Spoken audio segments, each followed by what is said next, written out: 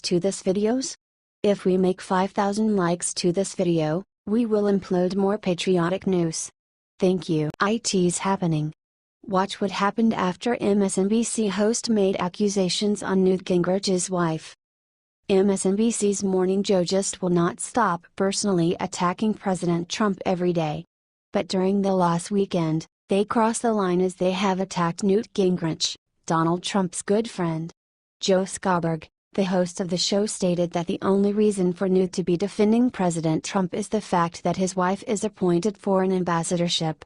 Even though Newt Gingrich and Callista Gingrich, his wife, have been standing by Trump for a long period of time, Joe is still attacking him.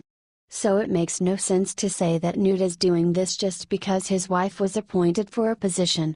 Newt pointed out that if Joe Scarborough thinks that he and his wife are just selling themselves out for positions, then Joe is revealing himself to be a prostitute and a sellout. Joe threw these sick insults at the former Speaker of the House and his wife, and now Newt has responded. From Mediaite, though he initially praised Mueller, Gingrich has recently been promoting the idea that the former FBI director cannot be fair and impartial in his investigation. Gingrich has championed this notion while basing it on hostility towards Trump from the political left. On Thursday, Gingrich released a series of tweets where he slammed Mueller over the reports that Trump is facing an investigation for obstruction of justice. Gingrich called it a sign that Mueller is a member of the deep state determined to thwart and destroy Trump's momentum. We would be happy to hear your thoughts and predictions.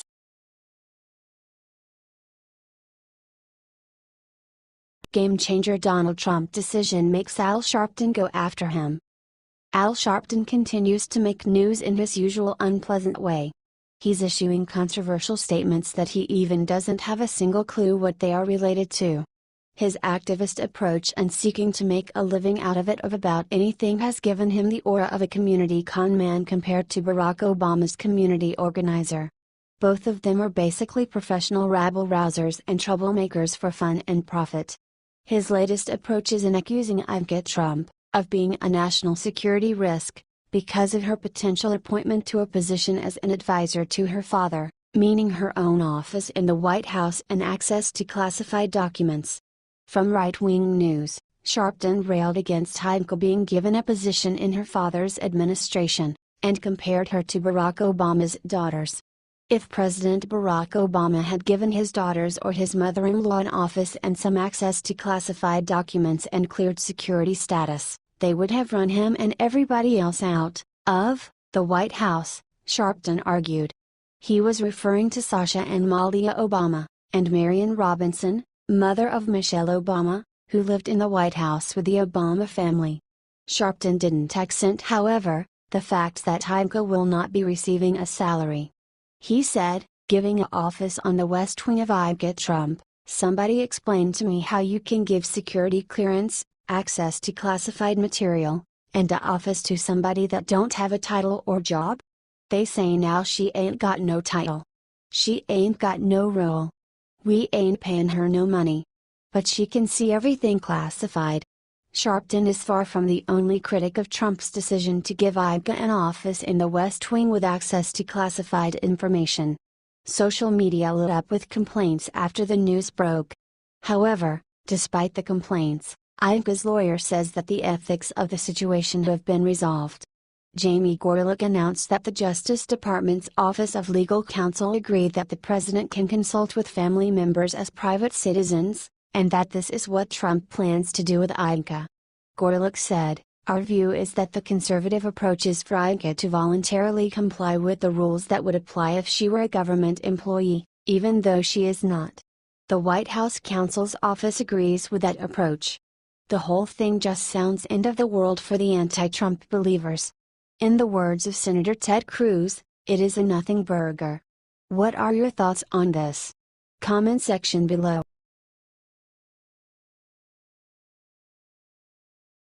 Seconds ago.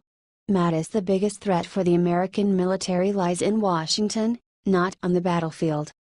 When General James Mattis returned to command as Secretary of Defense, he discovered something that shocked him. The readiness for combat of the American military was not as he expected. In a series of congressional hearings last week, Mattis lifted the mist of our military's current ability to wage war effectively, and he was certain what was the real cause: Congress.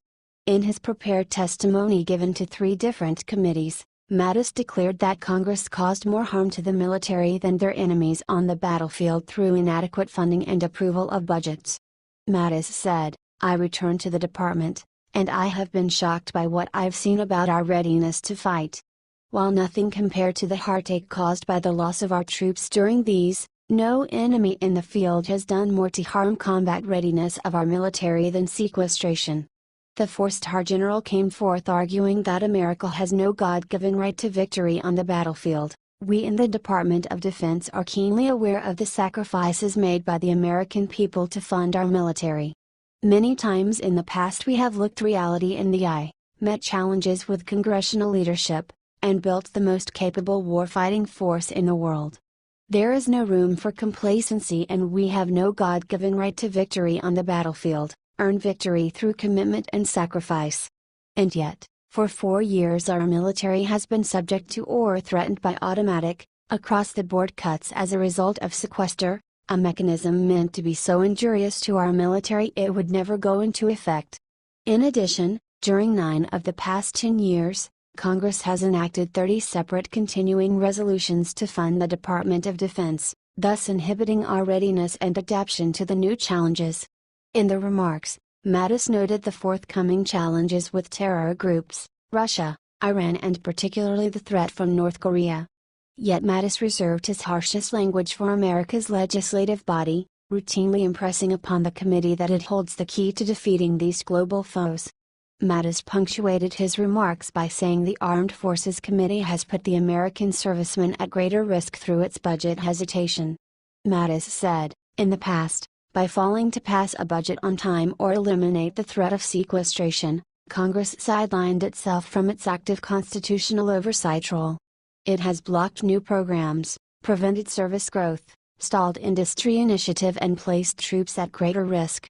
According to Politico, Trump has proposed military budget increases, but the increases are not enough for some. President Donald Trump's proposed fiscal 2018 budget requests $603 billion in national defense spending, including the Pentagon's base budget as well as national security programs under the Energy Department. Republican defense hawks, however, have called the request insufficient to rebuild the military, noting the president's proposal is only 3% higher than projected by the Obama administration. Instead, they've called for $640 billion. All those proposals, though, are far above the $549 billion permitted by the Budget Control Act. The battle over the budget will be an exhaustive battle Congress will take up later in the year. What are your thoughts on this? Comment section below.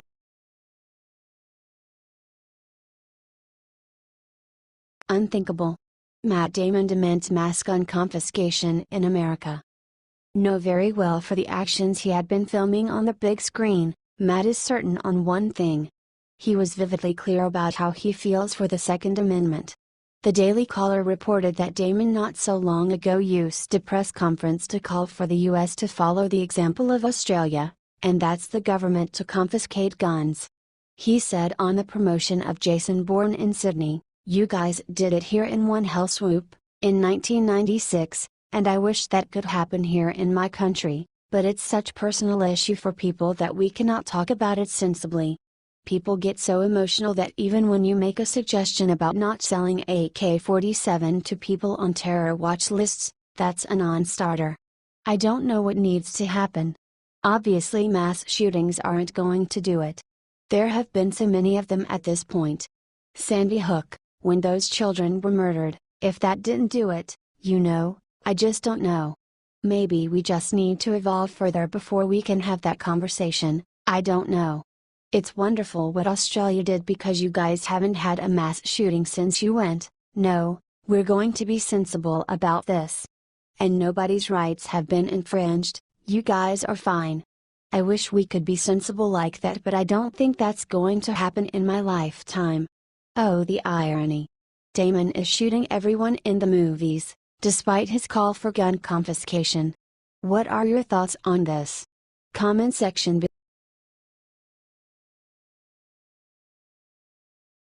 Miley Cyrus openly criticizes Melania Trump. Instantly gets blasted. Liberal celebrity Miley Cyrus criticized Dolce & Gabbana for supporting First Lady Melania Trump. It didn't take long for this to come back to bite Cyrus in a big way. Fox News reported that Cyrus took to Instagram to thank Dolce & Gabbana for inviting her younger brother to walk in their Milan fashion show. However, Cyrus then proceeded to bash Dolce & Gabbana for their politics, even though they said they are not boycotting Melania specifically so that they can stay out of politics. "I strongly disagree with your politics," Cyrus wrote before adding, "but I do support your company's effort to celebrate young artists and give them the platform to shine their light for all to see."